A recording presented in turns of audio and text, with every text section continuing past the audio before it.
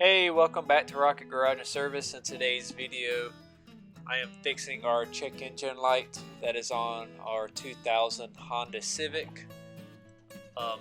It's pretty much taking a universal O2 sensor, doing some ohms checks, and splicing it to our existing wiring, and putting it in the car and test driving it.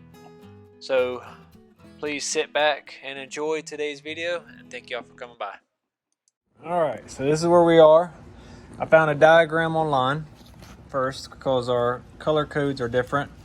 On this one, they're saying this is a Toyota O2 sensor. It's some universal O'Reilly's. But anyways, we have a black, white, and a blue. The sensor we just cut off is white, black, and gray. So I had to look at diagram again, but all right guys, the way I was able to get this diagram was I went to Google and typed in oxygen sensor wiring and went to the images, and this is what is one of several diagrams that came up. And then you just go and you find your wires and just match them up. As you can see, we got like heater, signal, earth, and you just match those colors and splice them together. It's really not that bad, just as long as you get some good connectors and you're in business. You'll be able to tell. We have our multimeter here. We put on one, and we should read resistance when I put it on the other black, and that lets us know we're going through the heater element, and we don't. Well, should, if I did it right. We don't. So, and it could be this plug. I don't know. Let me see if I can't set us up, and that way y'all can watch. All right. So let's try on this one. So our heater element was good.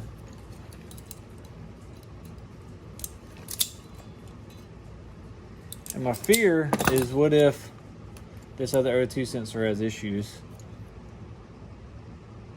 Yeah, it flashed. Yeah, see, we should have ohms. I don't know if y'all can see that. Let me see that. And so that lets us know we're going through the heater core. And also verifying this will let us know that we're wiring it up. The diagram I'm reading off of is correct. So it ain't doing nothing. That diagram might be wrong. But it said black to black. I got another O2 here. Let's try it.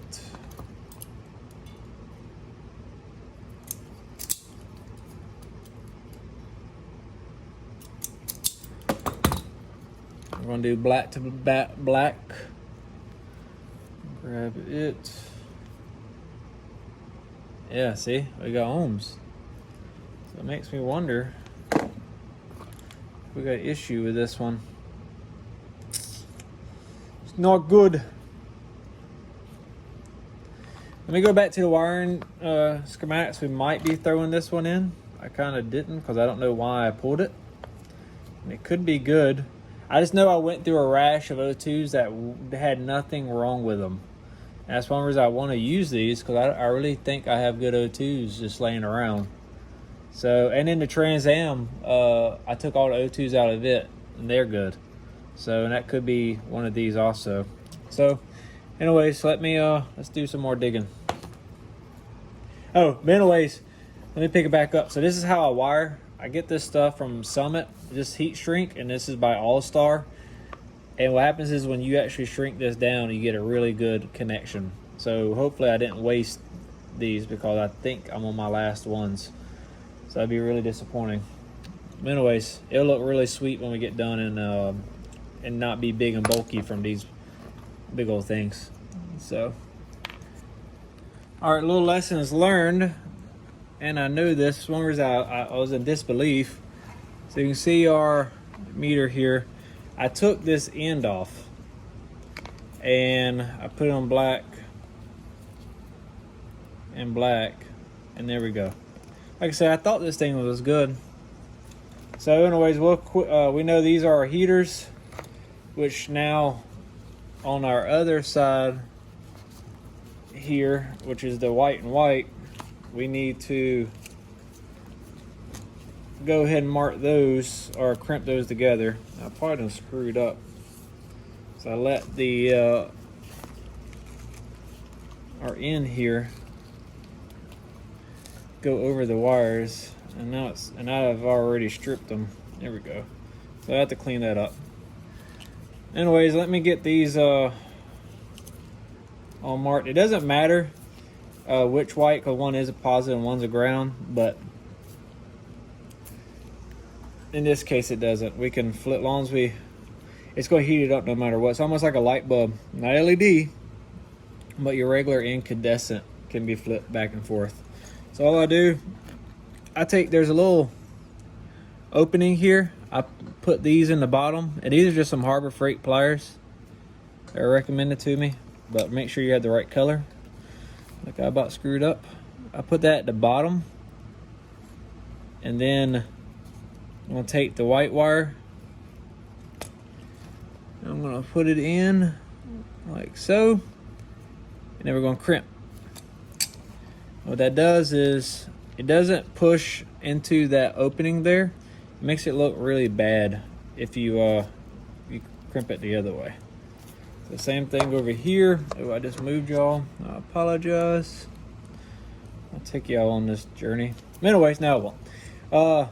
Because I don't want to make the videos ridiculously long and everything. So let me get these crimped. All right, we have our heat gun. I like the taper tip because, let me sit it down. Oh, and everything's falling. Because it kind of directs the heat a little better.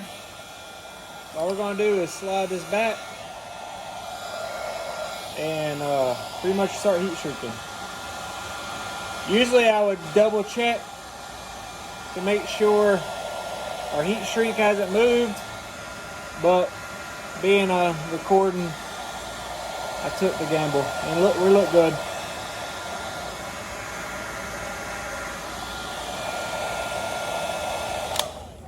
Anyways, as you can see, it didn't take long, and that's what we end up with.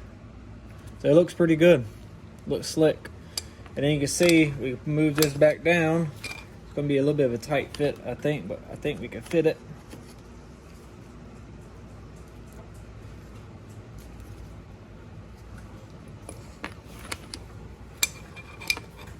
And it looks factory. So let's go throw it on the car and see what happens. All right, so it went in good. As you can see, it's right here. Links actually perfect. We're not near our header. We got it all clipped in. So now I will degrease the engine with some brake cleaner and then get it off the jack stands. We'll put the code reader on it, clear the code, and go drive around the block. All right, we got our code reader on. Go ahead, turn the key on.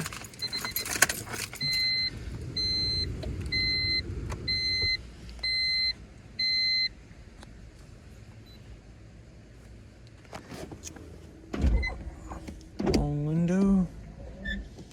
Rolling down the windows because it's starting to get warm.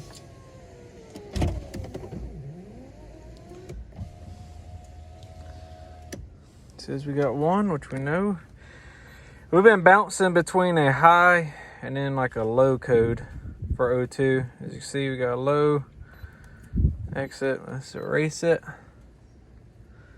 Check engine light should go away. And it does.